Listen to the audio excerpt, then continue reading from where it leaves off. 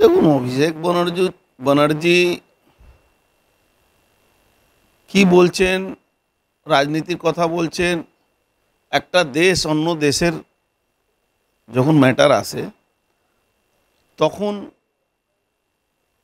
কত সঙ্গে সঙ্গে দ্রুত গতিতে তার ইন্টারফারেন্স করতে হয়।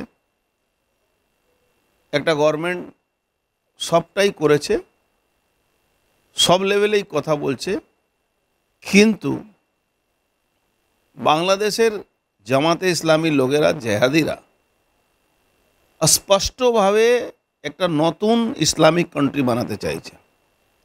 যে ইসলামিক কান্ট্রি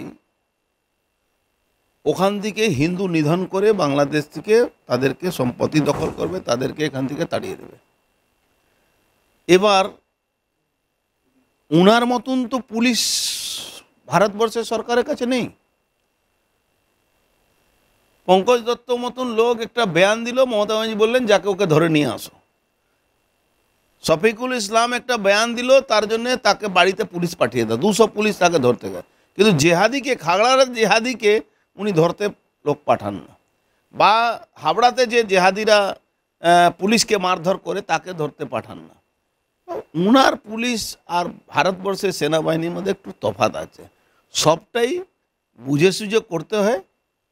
আর এটা নিশ্চিন্ত থাকুন অভিষেকবাবু, বাংলাদেশের হিন্দুকে মোদিজি বাঁচাবেন। আপনি জেহাদিদেরকে বাঁচাবার জন্য ঠিকা নিয়েছেন, ওটাকে বাঁচিয়ে রাখুন।